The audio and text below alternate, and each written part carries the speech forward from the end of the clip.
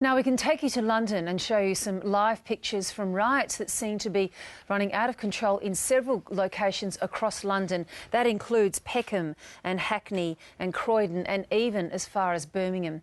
Now, I apologise, we can't at this early stage tell you exactly where that is. There may indeed be viewers who recognise that place. I suspect this is Croydon, where we've been hearing there have been some fires burning out of control there.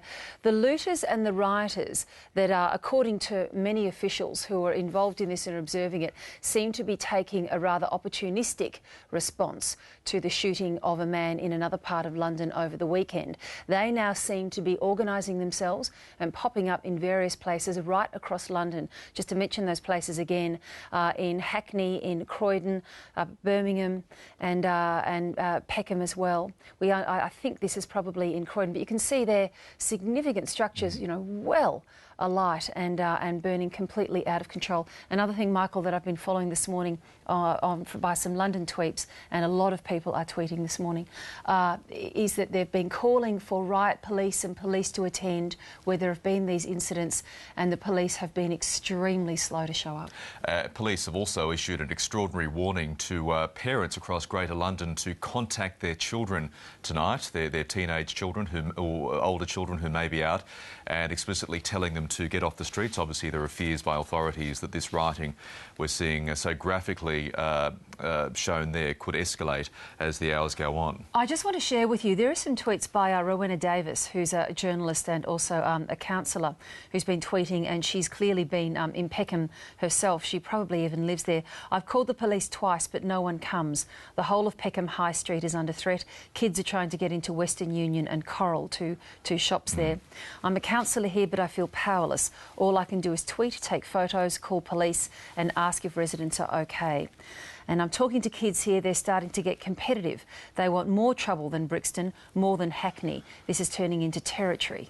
And the great fear is that, as you mentioned, the rioting, the fires have spread to places like Birmingham, and ominously, the city of Hackney is very close to where the London Olympic Stadium is.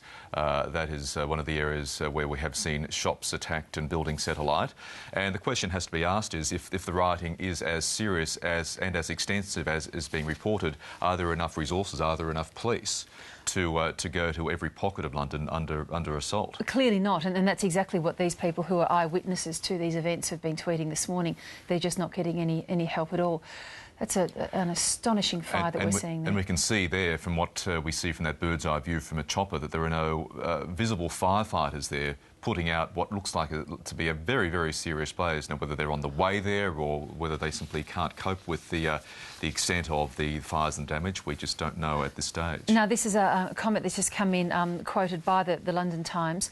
The acting Met Commissioner is calling to clear the streets. I don't know on what basis he expects that to happen, whether the police actually, or he has enough staff power to actually go in and physically clear those streets. If he's calling on young people simply to take that action themselves, it looks like a rather forlorn hope.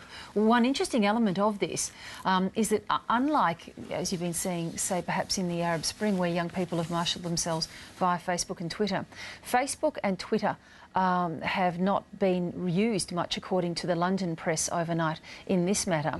They've been using BlackBerry Messenger, has been the way that they've been communicating with each other, which has caught police flat-footed and taken many of us, including me, by surprise, I have to say, because I would have thought that most young people had iPhones rather than BlackBerries. Just an assumption on my part. But this is, I can confirm for you now, this is actually Croydon that we're looking at this morning.